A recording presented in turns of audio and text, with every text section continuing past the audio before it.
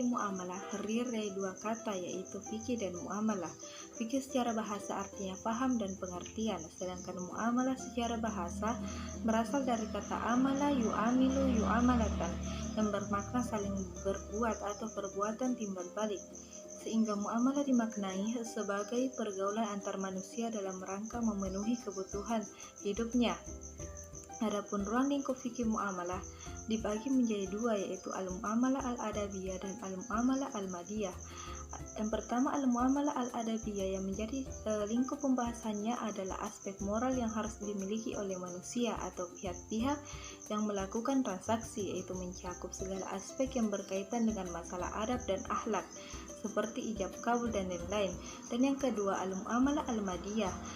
Ruang lingkup pembicaraannya meliputi bentuk-bentuk perikatan atau akad tertentu, contohnya jual beli, gade, dan lain-lain.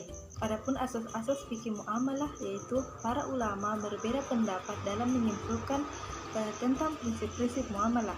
Dr. Juhaya S. Praja dalam bukunya Filsafat Hukum Islam menyimpulkan bahwa asas-asas muamalat ada 5 macam, yaitu tabadul manafi, pemerataan, adamul gurur, albirru al-taqwa, dan musyarakah.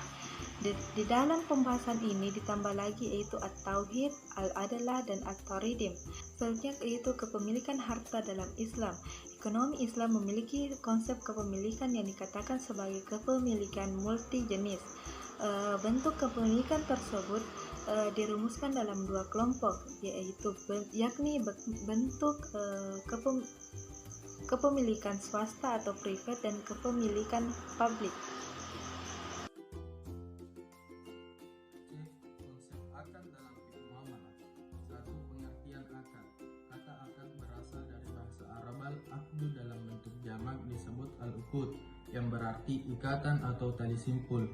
2. Dasar hukum akad. Banyak ayat Al-Quran yang menyinggung tentang akad yang merupakan suatu bentuk perjanjian dan tuntutan pemenuhan janji yang diikrarkan pada saat akad. Ya ayyuhalladzina amanu ufu bil uqud. Hai orang-orang yang beriman, penuhilah akad-akad itu. Quran Surah Al-Maidah ayat 1.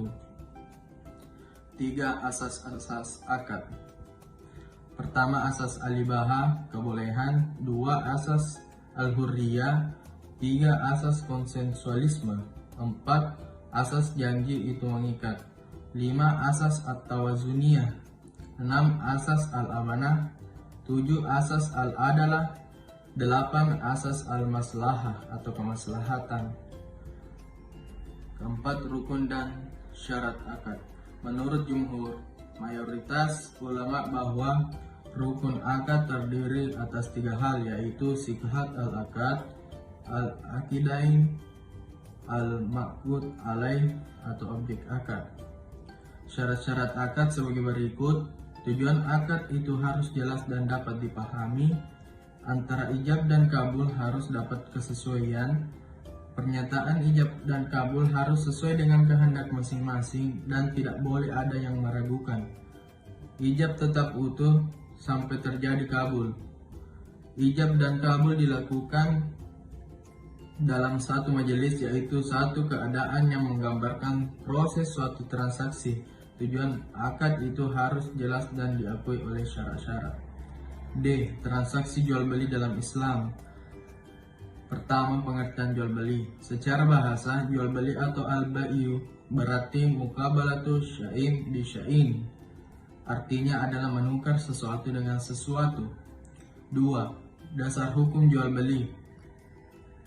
Jual beli merupakan akad yang dibolehkan berdasarkan Al-Quran, hadis, dan ijma'. Dilihat dari aspek hukum, jual beli hukumnya mubah kecuali jual beli yang dilarang oleh syarat. Adapun dasar hukum Al-Quran antara lain adalah Quran Surah An-Nisa ayat 29. Nomor 3, rukun dan syarat jual beli. Rukun jual beli menurut Hanafi adalah ijab kabul. Ijab dan kabul adalah perbuatan yang menunjukkan kesediaan dua pihak untuk menyerahkan milik masing-masing kepada pihak yang lain dengan menggunakan perkataan atau perbuatan. Yang keempat, jual beli yang dilarang. Islam tidak mengharamkan perdagangan kecuali perdagangan yang mengandung unsur kesaliman, penipuan, eksploitasi atau mempromosikan hal-hal yang dilarang. Bagian E, akad-akad yang digunakan dalam lembaga keuangan syariah. Yang pertama, murabbah. Kata al-murabbah diambil dari bahasa Arab dari kata aribu yang berarti kelebihan dan tambahan atau keuntungan.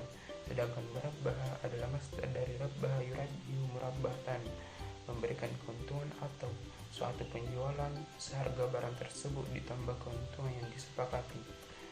Nomor 2, salam secara istilah merupakan penjualan barang dengan menyebutkan sikap-sikapnya, sedangkan barang masih dalam tanggungan penjual untuk diserahkan kemudian. Yang ketiga, istisna merupakan akad yang mengandung tuntutan atau permintaan agar produsen membuatkan suatu barang pesanan dari pemesanan dengan ciri-ciri dan harga tertentu. Keempat, syirkah atau musyakarah merupakan akad yang dilakukan oleh orang-orang yang bekerja sama atau bersekutu dalam modal dan keuntungan. Mungkin cukup sekian pemaparan materi dari kelompok kami. Lebih dan kurangnya mohon dimaafkan. Wabillahi taufik wassadah. Wassalamualaikum warahmatullahi wabarakatuh.